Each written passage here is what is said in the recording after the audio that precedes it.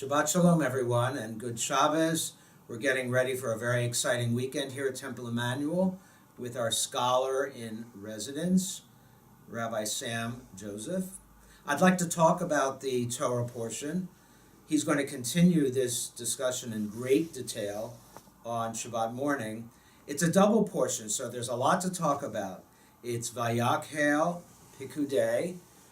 These are the last chapters of the book of Exodus. So I thought we would just talk for a moment about what has transpired in the book of Exodus. It's such an exciting volume. We have, for example, the Exodus, the story of our people going out from Egypt. And we will tell that story and retell that story during Pesach. So we go out from Egypt, and then that's the great event, freedom. But then one could ask, freedom for what purpose? Free to do what? And what follows is the receiving of the law, the Ten Commandments, and the laws. And that gives us a roadmap for our relationship between us and God. And then following that, Moses goes back up to the mountain, and that's where we get the episode of the golden calf. Because Moses seems to be away for a very long time. People are saying, when is he coming back? He's been gone now. They despair, and they resort to their ways in Egypt of building an idol of a golden calf. They dance around this. They worship it as if this is the God of Israel. And you know how the story goes. Moses sees what's going on. He comes down from the mountain. He smashes the tablets. He has at that moment an anger management problem. And they're really not his tablets to smash anyway. They're God's. And we hit a real low point in the journey of our people. But what I find to be one of the strangest accounts occurs after the golden calf, when God and Moses are in conversation.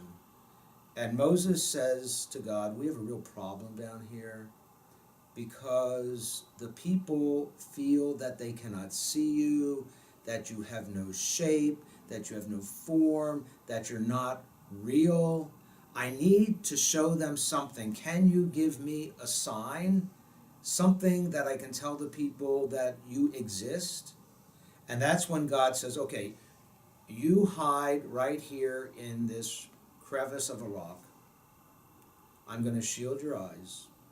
I'm going to pass by you, and when I have passed by you, I'm going to remove the shield from your eyes, and you will see, some say my reflection, some say my back side.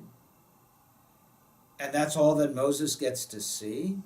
But when you think about it, that's what we see each and every day. We see the after effects of God. We see God working in our lives and in this world. And it is very real to us. And each of us has our own stories of that kind of encounter.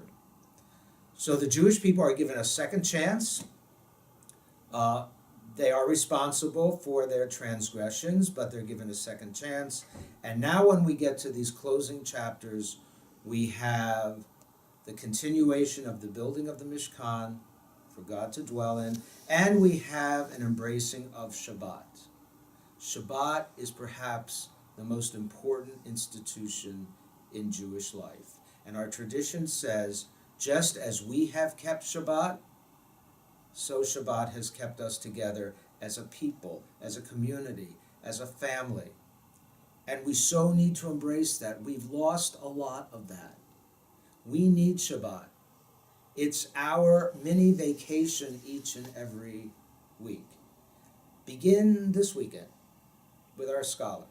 You will be so enriched and ennobled by the experience. I thought I would run through some of the topics. Friday night, Rabbi Sam Joseph is going to be speaking about Chinese food and Jewish identity. And is there a connection? I mean, that sounds very exciting and engaging. And there's a surprise at the Oneg Shabbat that ties in with the theme, by the way. And then Torah study continues 9 a.m. to 11, extended Torah study. And then Sunday morning, our men's club and sisterhood are are co-sponsoring a session, Brunch and Learn. Do Jews believe in monsters? Some do. Find out all about it. Sam also has a great sense of humor. So let's be together. Let's study together. Let's pray together. Let's sing together. Let's celebrate a Temple Emmanuel this weekend and beyond. Shabbat Shalom.